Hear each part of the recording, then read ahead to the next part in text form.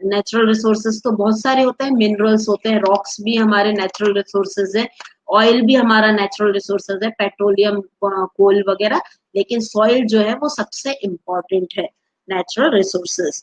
Plants need soil to grow, plants को soil की ही जरूरत है ग्रो करने के लिए, क्योंकि अगर सॉइल नहीं होगी तो प्लांट कहाँ पर ग्रो करेंगे, केवल पानी में तो कर नहीं सकते ग्रो, उनको सॉइल की जरूरत होती है ग्रो करने के लिए, तो प्लांट्स जो है सॉइल में ग्रो करते हैं, इसलिए सॉइल इज वेरी इंपॉर्टेंट।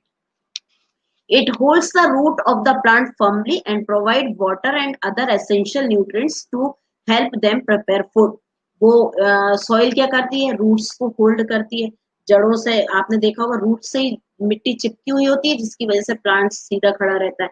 अगर सॉइल नहीं होगी तो रूट्स तो अपने आप ही डगमग डगमग होके वो तो प्लांट्स तो निकल जाएगा, सॉइल ही होती है जो उसको होल्ड किए रहती है, उसके चिपक जाती है रूट्स के अंदर और वो प्लांट को खड़ा रखती है। और जो सॉइल के अंदर के जो न्यूट्रिएंट्स हैं, मिनरल्स हैं, वो जो है प्लांट्स को देती है, जिससे प्लांट्स अच्छे से ग्रो करते हैं। Without soil there would be no plants और ऑन आवर प्लैनेट। हमारे सॉइल के बिना हमारे प्लैनेट पे जो है प्लांट्स नहीं लगे अगर सॉइल नहीं हो तो। Beside this soil is a home to many insect and micro organism. इसके अलावा प्लांट्स के लगने के अलावा भी सॉइल जो है हमारे बहुत सारे माइक्रो ऑर्गेनिज्म मतलब छोटे छोटे कीड़े मकोड़े इंसेक्ट का घर भी होता है। बहुत सारे कीड़े मकोड़े जो है वो मिट्टी में ही रहते हैं, जैसे अर्थवर्म हमारा मिट्टी में रहता है, चींटियां मिट्टी में रहती हैं, और भी जने कितने तरह के, अगर आप मिट्टी हाथ में ही ले लो तो आपके हाथ के में बहुत सारे मिट्टी के साथ कीड़े भी आएंगे, इंसेक्ट भी आएंगे, तो वो सब जो है मिट्टी में रहते हैं और मिट्टी उनका घर होता है।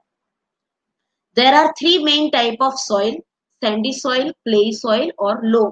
तो ये तीन तरह की मिट्टी होती है, सॉइल होती है। First one is Sandy soil, second है क्ले सॉइल और थर्ड है लोमी सॉइल कह लो या लोम कह लो, एक ही बात होती है, लोम। तो हम फर्स्ट सैंडी सॉइल के बारे में पढ़ेंगे।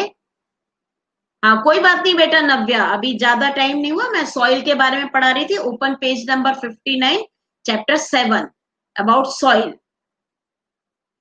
तो सॉइल का मैंने बता ही दिया है कि सॉइल प्लांट्स के लिए भी जरूरी है, प्लांट्स सॉइल के बिना ग्रो नहीं कर सकते, प्लांट्स को जो मिनरल्स और न्यूट्रिएंट्स होता है वो उनको सॉइल से ही मिलता है, और सॉइल जो है काफी सारे इंसेक्ट का, माइक्रो ऑर्गेनिज्म का, माइक्रो का मतलब होता है छोटे छोटे कीड़े मकोड़ों का होम भी होता है, घर भी होता है।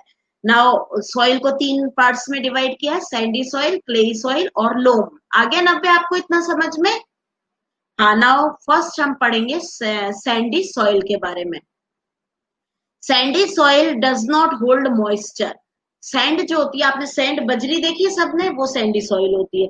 अगर आप बजरी में पानी डाल दोगे तो क्या पानी रुक पाएगा? उसमें सारा सोख के नीचे चला जाएगा और ऊपर कुछ भी नहीं बचेगा, तो वो मॉइस्चर को होल्ड नहीं कर सकती, वाटर को होल्ड नहीं कर सकती सैंडी सॉइल।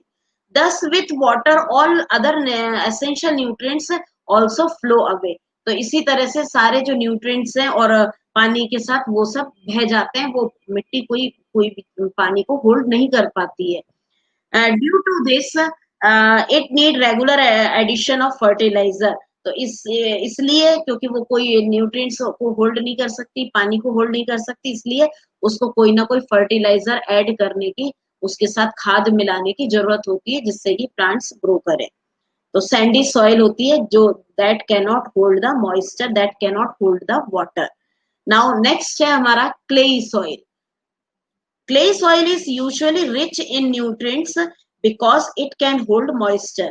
Clay soil जो है nutrients बहुत होते हैं उसमें, क्योंकि वो वाटर को अच्छे से होल्ड कर सकती है, मॉइस्चर को अच्छे से होल्ड कर सकती है।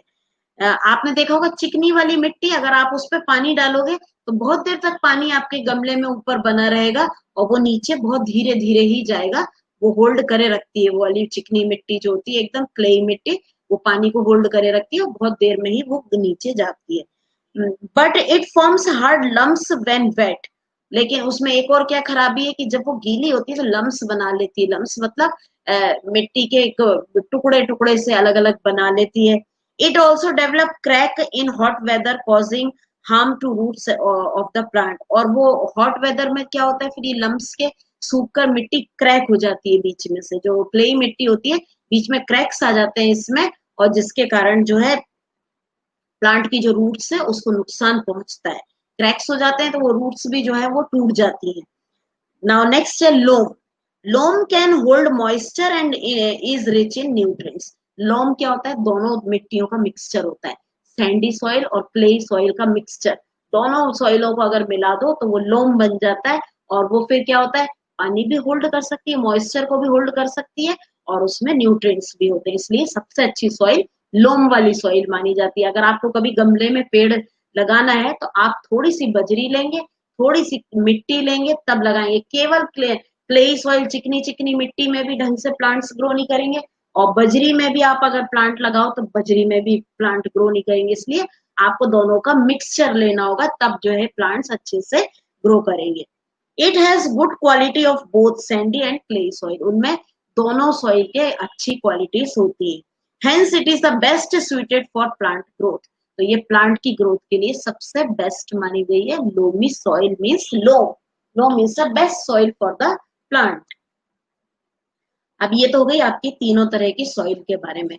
नाउ अब हम पढ़ेंगे नेक्स्ट सॉइल फॉर्मेशन, कि कैसे सॉइल बनी, सॉइल कैसे मिट्टी जो अर्थ पर हम देख रहे हैं वो कैसे बनी।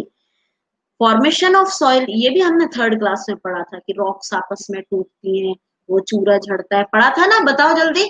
थर्ड का याद है कुछ, कि हमने पढ़ा था कि कैसे रॉक्स आपस में टकराती हैं और उनका उनसे चूरा झड़ता है, और फिर वो पानी के साथ बहकर आपस में पत्थर से पत्थर टकराता है, बहुत सारे साल लग जाते हैं उसको बनने में। पढ़ा था ना, याद आ रहा है कुछ थर्ड क्लास का? सॉइल फॉर्मेशन, यस, लिपिका को याद आया और अनीश को भी याद आ रहा है। हाँ, yes. Formation of soil is very slow and gradual process.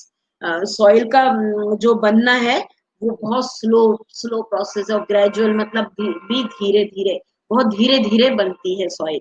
Soil is formed by breaking down of rocks due to the action of wind, water, temperature and micro organism. Soil कैसे बनती है, रॉक्स के टूटने से, आपस में टकरा के जो रॉक्स टूटती हैं, due to wind, water, wind से, आंधी आने से पत्थर से पत्थर टकराते हैं तो वो टूटते हैं, तो उनका जो चूरा झड़ता है वो सॉइल बनती है। और वाटर, वाटर से इसलिए कि वाटर के साथ जो छोटे छोटे टुकड़े हैं वो बह जाते हैं, फिर एक टुकड़ा दूसरे टुकड़े से टकराता है रिवर में, तो फिर वो आपस में चूरा होता है, तो इससे मिट्टी बनती है।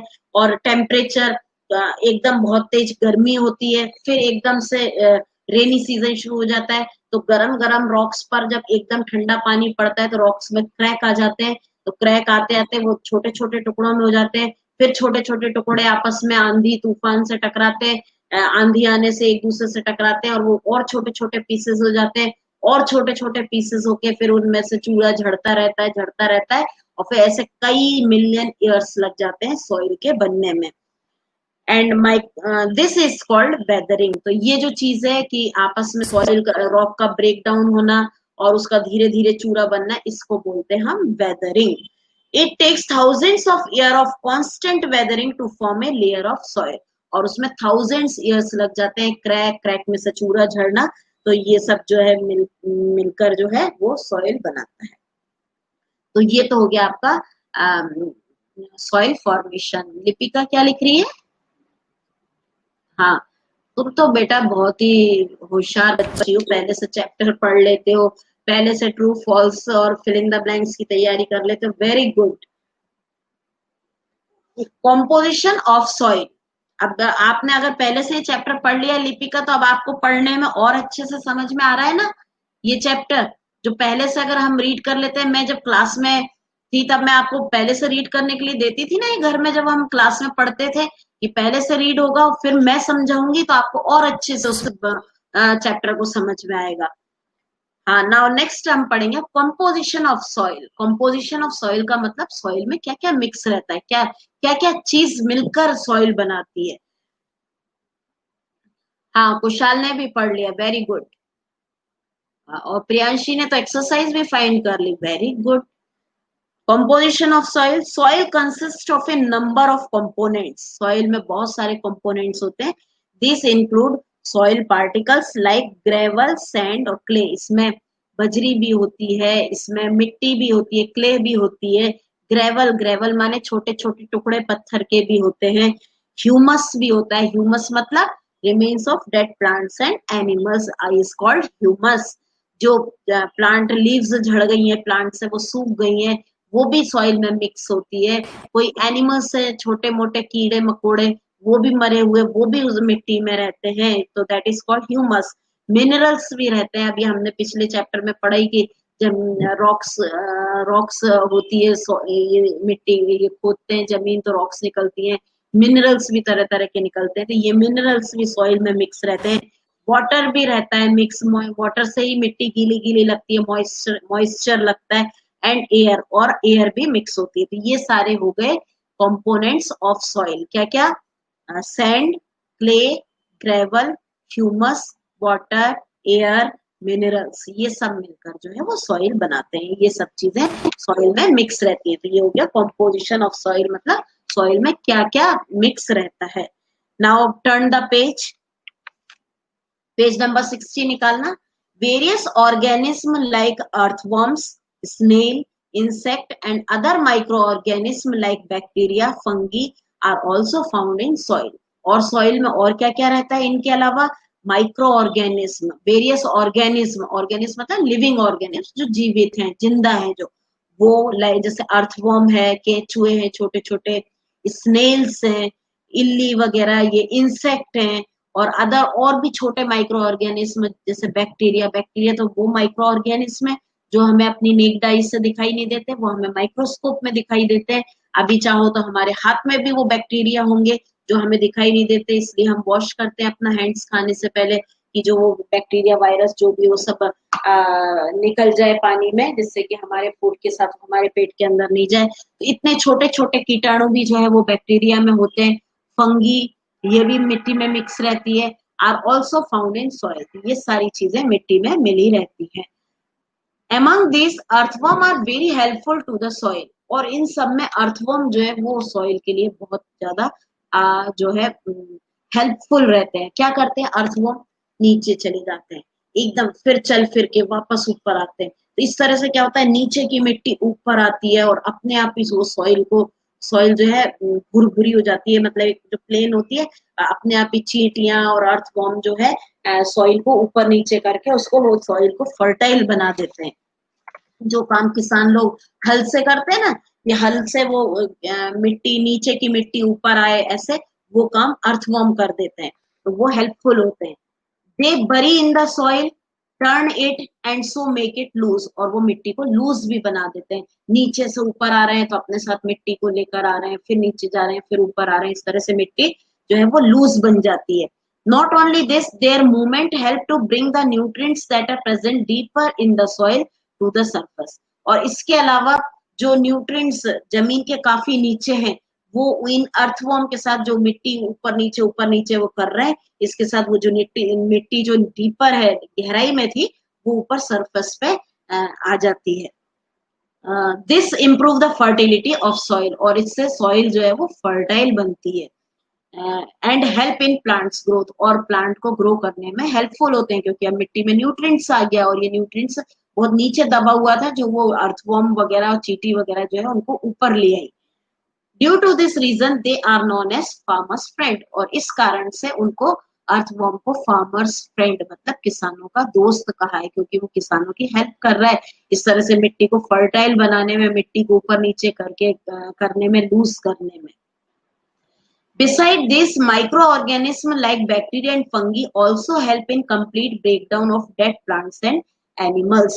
और जो माइक्रो ऑर्गेनिज्म है अर्थवर्म के अलावा, जो माइक्रो ऑर्गेनिज्म है बैक्टीरिया, फंगी, ये भी जो है डेड प्लांट्स और एनिमल्स को तोड़ने में, छोटे छोटे टुकड़े में करने में वो भी हेल्प करते हैं। This process releases minerals back to the soil, और इस प्रोसेस से क्या होता है, ये न्यूट्रिएंट्स ऊपर से नीचे आ रहे हैं, जो मिनरल्स रिलीज होते हैं और वो सॉइल में वापस मिनरल्स आ जाते हैं, और thus enhancing its fertility, और इस तरह से सॉइल की जो फर्टिलिटी है वो इनहेंस होती है। इनहेंस मतलब बढ़ती है, ज्यादा होती है, फर्टाइल हो जाती है सॉइल। ये बैक्टीरिया, फंगी और ये अर्थवॉर्म और आंट्स वगैरह ये सब मिलकर सॉइल को फर्टाइल बनाते हैं और इसके अंदर न्यूट्रिएंट्स, मिनरल्स वगैरह भी लाते हैं ऊपर नीचे सॉइल को करके। तो ये हो गए आपके कॉम्पोजिशन ऑफ सॉइल। अब नेक्स्ट अब हम पढ़ेंगे आज सॉइल इरोजन। सॉइल इरोजन हमने पढ़ा है क्या पहले? 4th क्लास में पढ़ा था शायद सॉइल इरोजन, है ना? The removal of top soil पढ़ा आपने? कुछ याद आ रहा है? The removal of the top soil is called soil erosion. जब हमारे ऊपर वाली अर्थ से टॉप सॉइल गायब हो जाती है, ब्लो हो जाती है, उड़ जाती है, टॉप सॉइल ही सबसे अच्छी होती है, और टॉप सॉइल ही आंधी से या पानी के साथ बह के चली जाती है, तो that is called soil erosion. हाँ, सबको याद आ गया, देखो सब यस मैम कर रहे हैं, सबको अपनी 4th क्लास याद आ गई कि हमने पढ़ा था सॉइल इरोजन। हाँ, now soil erosion due to natural factors like strong wind, rain, running water, the top layer of soil is often blow or washed away. Strong wind से, आंधी से और बहुत तेज पानी बरसने से जो टॉप सॉइल वॉश हो जाती है, बह के चली जाती है, उड़ जाती है जो मिट्टी, तो that is called soil erosion. This removal of topsoil by wind, water or other factor is known as soil erosion. So the removal of topsoil due to wind, water and other factors is called soil erosion.